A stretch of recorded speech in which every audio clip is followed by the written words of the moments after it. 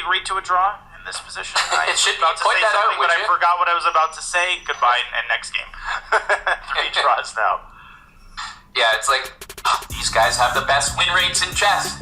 That's what happens when the highest win rates go against one another, by the way. We have such an even match, but remember, there's that early lead that Magnus took from that victory, so that's the only difference between the two players right now. I mean, what do you make of the match in the early stages, Daniel?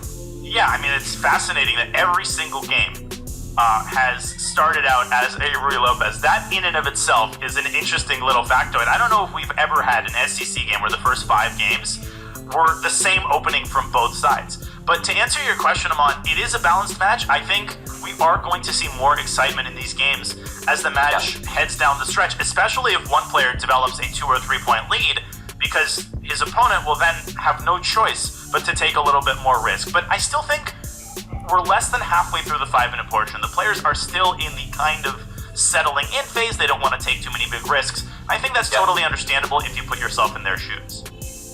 Absolutely, and you mentioned no big risks. Playing the same opening is definitely in that wheelhouse. They're not looking to get too adventurous, playing a structure, and they're just trying to find those minute differences, small inklings of an advantage that they might be able to claim. For example, Bishop B3 was tried by Hikaru. We saw Knight H2, Queen F3. Now we're seeing A4. So just different ideas. You may be like, why on earth are they switching up like 10, 15 different ideas in the same opening? Because he's just probing to see how his adversary is going to respond and whether or not maybe he can use this opening over and over again. And given that Magnus, and good call him on Knight H2 once again on the board, preparing Queen F3 and Knight G4, Knight F5, I know a mistake. I know a mistake when I see one, Daniel. And on that note, I would take a quick detour as we see Magnus immediately striking in the center with D5. Very logical move. Hikaru has moved a piece away from the center, and the textbooks command it. Magnus plays it, D5 on the board, and we will see a different pawn structure. In previous games, Hikaru allowed Magnus's pawn to reach D4, but I would hesitate to call Knight H2 a mistake. Any of these move assignments before move 20 or 25, we should take them with a grain of salt, because a move that changes the eval from equal to minus 0.3, let's chill out a little bit. Yeah, absolutely. Like, an insanely harsh evaluation there. Someone at chess.com is like, not a perfect move by Hikaru. Okay, what do we make of this pawn structure transformation, Amon? First thoughts to me are pretty positive for Black. He's got the space advantage, he's got that,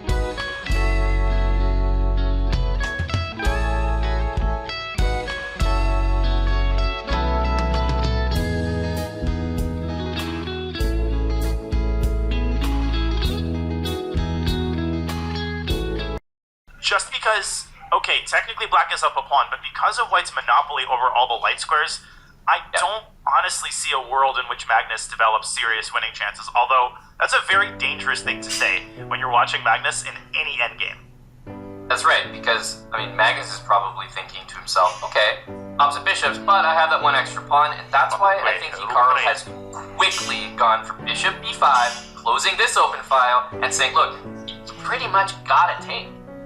Oh, but bishop d6, that move sends a very, very clear message, Iman. He's here to play. He's here to play. Yeah, and are his chances realistic? More here. I think he's definitely in the right to do that because, look, rook d5, like, you're not going anywhere down the d file, and the king can move over to e7, and then you can try to move your rook. But the nice thing for Magnus is he always has the bailout bishop back to e7. So from his perspective, why not go for it? Well, the eval bar is showing us zeros, and that's such a misleading assessment because it's so clear to us that white is on the defensive. He's down a protected passer on f4. And yes, I wouldn't call it a dead draw. It is a draw, largely because black has such a hard time getting the rook away from d8. That's why I think Magnus might go king e7, but the moment he does, white shuttles the rook over to g1. What you do not want to allow under any circumstances is for a black rook to land on g3, because then white's blockade is going to be dismembered. Absolutely. I was looking at bishop c4 as a way to even stop. Sorry. There we go. Stops rook g8, right? And if you go to the b file at any point, of course you need this move first, you can always block it again with bishop b5. So I actually don't think Hikaru is going to have any difficulty making this draw. And Magnus is probably realizing that he doesn't really have any. My gosh, if he puts the bishop on d5 and the rook on b1, then Hikaru will control all of the entries and exits in the position. The d file, only 2 pieces, and the king on f3, a nice cherry on top, just making sure that black's f-pawn never causes any problems. And in a nutshell, as Magnus essentially offers the draw, this is why opposite-colored bishop endgames are so hard to win, because you can never surmount a blockade on the color complex that you don't control. Yep, and just in time, by the way, I know it looked like we were just immediately going for the draw, but just pointing out that the bishop was hitting the h-pawn, so king g2 to h3 was actually picture perfect just in time to guard it, and now the draw is truly in hand. And we're going to have a 4th draw out of 5 games, with Magnus carrying the 1-point lead as the first half of the 5-minute portion comes to an end. But I don't think anybody